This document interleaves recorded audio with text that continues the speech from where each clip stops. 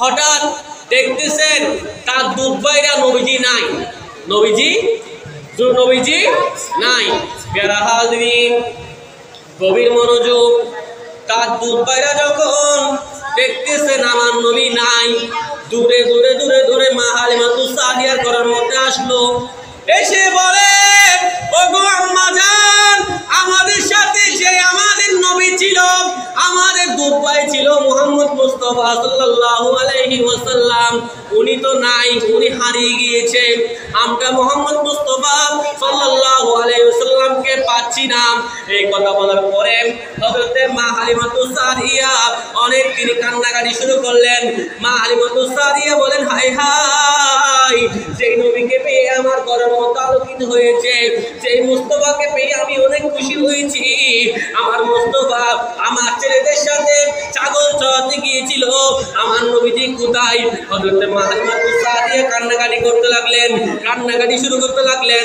কান্না করে করে করে করে যেই মাঠের মধ্যে নবীজিকে ছাগল চড়ানোর জন্য পাঠানো গিয়েছিল, ওই মাঠের মধ্যে গিয়ে দেখতেছেন আমার নবী রাহমাতুল লিল আলামিন আছে। যদি বলুন সুবহানাল্লাহ।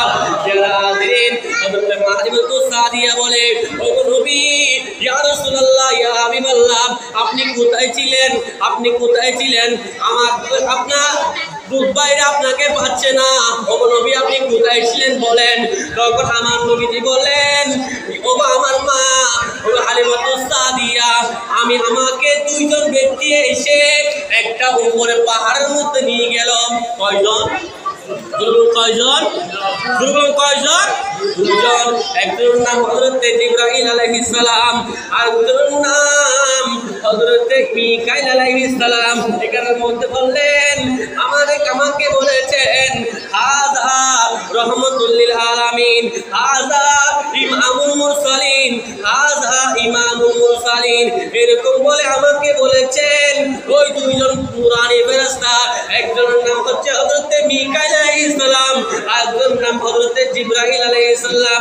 আমি নবী জেনেছি, আমি তখন থেকে নবী। জুরে বলুন সুবহানাল্লাহ। আমি তখনও নবী ছিলাম, যখন আদম আলাইহিস সালামকে সৃষ্টি করেন নাই।